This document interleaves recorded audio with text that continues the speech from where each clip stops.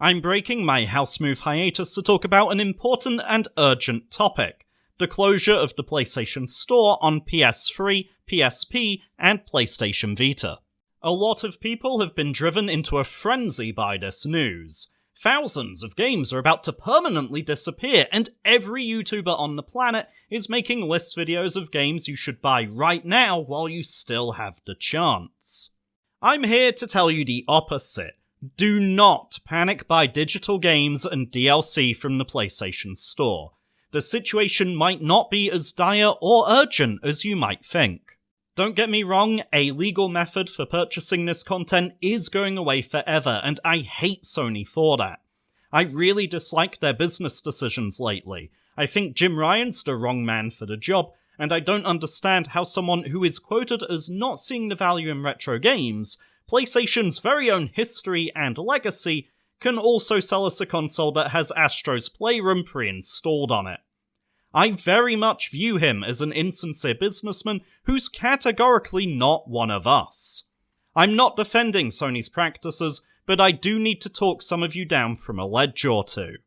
On the surface, hearing someone say, "Hey, buy this DLC for Final Fantasy XIII-2, Azura's Wrath, and Prince of Persia now because they contain their respective games' true endings," seems like good advice, until you realise these are multi-platform games and this content will still be available to purchase from Steam and the Xbox Marketplace.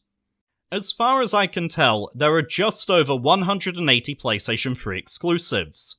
The majority of the games included that you're likely to want to play have physical on-disc releases. That list gets even bigger if you consider imports. Ratchet & Clank: A Quest for Booty might be digital only in the US, but here in PAL territories we got a physical release. I'm actually very hard pressed to think of a true PlayStation 3 exclusive that's also digital only that I would recommend buying before the PlayStation Store closes. Off the top of my head, House of the Dead 4 is the only game that comes to mind, and technically that's a port of an arcade game, so it might not even qualify.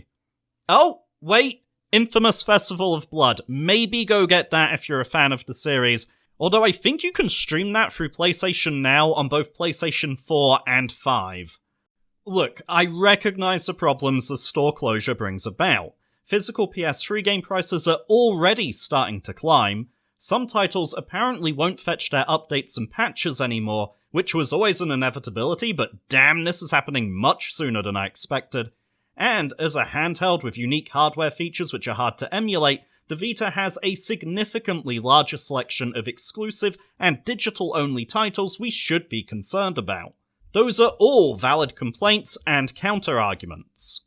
Fortunately, for those of you willing to, the Vita is very easy to hack. Yeah, this goes against the terms of service, yeah, this is probably illegal, and yeah, you run the risk of a PSN ban if you connect to the service from a hacked device.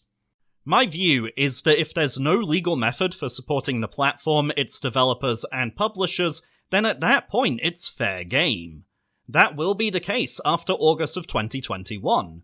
Groups of dedicated fans have already been backing up not just the Vita's library of games, but also its patches and DLCs for people to, quote, illegally download and run on custom firmware. Likewise, similar efforts are being made for the PS3.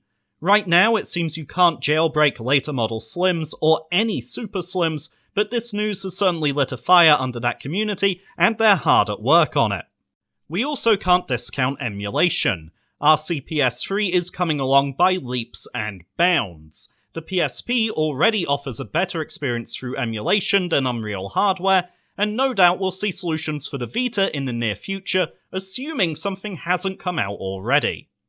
I'm disappointed in Sony, I really am, but thankfully we have dedicated groups of preservationists and reverse engineers who will do the work Sony can't be bothered with or don't see the value in.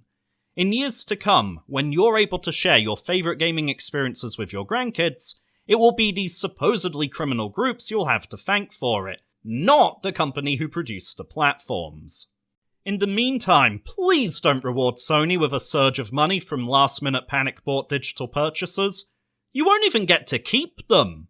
Along with the news of the store closure, details of the PS3 CMOS battery also gained a lot of attention. This battery keeps track of the time.